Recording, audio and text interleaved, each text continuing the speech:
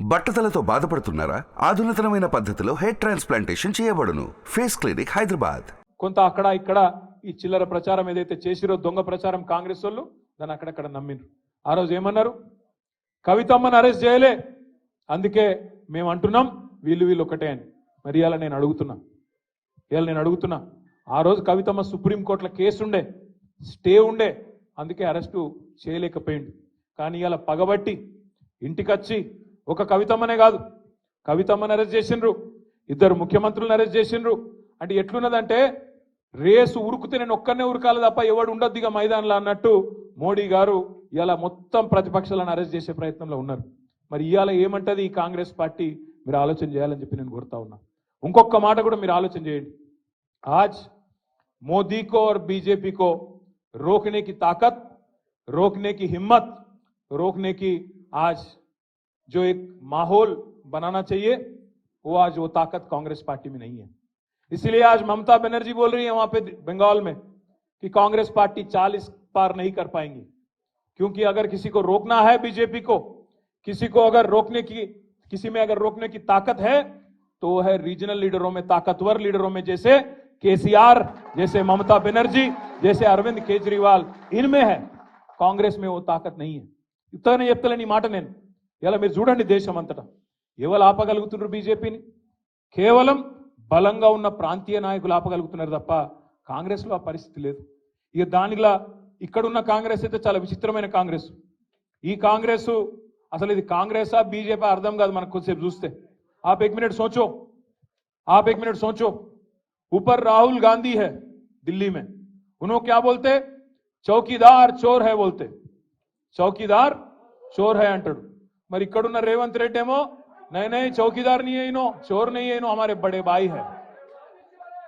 चौकीदार चोर है అని ఆయన అంటాడు, ఈయననేమో బడే బాయి है हमारे అని ఈయన అంటాడు. ఇంకొక మాట మీరు ఆలోచించండి.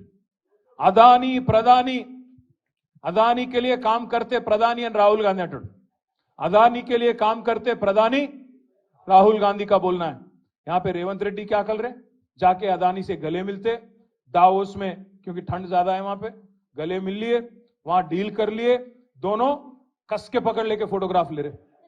అంటే అదాని దొంగనా దొరనా చెప్పు మరి నువ్వు.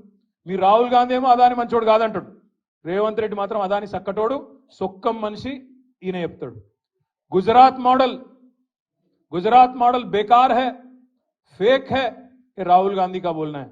अब यहां पे हमारे छोटे भाई नरेंद्र मोदी के छोटे भाई रेवंत रेड्डी का बोलना है कि तेलंगाना को मैं गुजरात के रास्ते पे ले जाता हूं, गुजरात मॉडल बनाता हूं అని ఇక్కడ ఈయన మాట్లాడుతాడు. लिकर स्कैम कुछ नहीं है, अरविंद केजरीवाल को अरेस्ट करना ना इंसाफ है, ये अच्छी बात नहीं है అని రాహుల్ గాంధీ అంటాడు. ఇక్కడ రేవంత్ రెడ్డి ఏమంటాడు?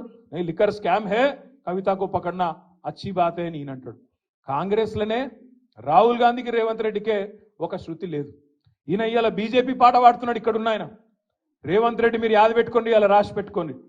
పార్లమెంట్ ఎన్నిక తర్వాత ఈ రేవంత్ రెడ్డి అంటాడు, ఎందుకంటే కాంగ్రెస్ గెలవది పీకది, వాళ్ళతో ఏం కాదు, దేశంలో ఊదు కాలది, పీరు లేవది, వాళ్ళతో ఏం కాదు. 40 సీట్లు కూడా దాటే పరిస్థితి లేదు. 40 సీట్లు దాటకపోతే వెంటనే జంప్ అయ్యే మొట్టమొదటి క్యాండిడేట్ ఈ దేశంలో ఎవడన్నా ఉన్నాడా అంటే ఈ రేవంత్ రెడ్డి.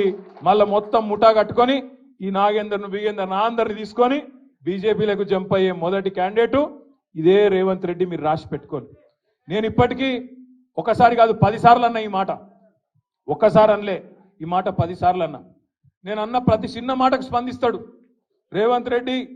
గిట్లనో గట్లనో అంటే అన్నిటికి స్పందిస్తాడు. కానీ బీజేపీలకు పోతావాడ, నువ్వు బీజేపీలకు పోతావు అనే ఆరోపణ నేను పెడితే 10 సార్లు అంటే కూడా ఒక్కసారి కూడా ఇప్పటివరకు ఒక్క మాట చెప్తలేడు.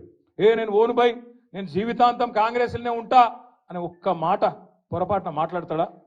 మాట్లాడాడు. సుమన్ టీవీలో మీ పర్సనల్ అండ్ బిజినెస్ ప్రమోషన్స్ కోసం కింది నెంబర్కి కాంటాక్ట్ చేయండి.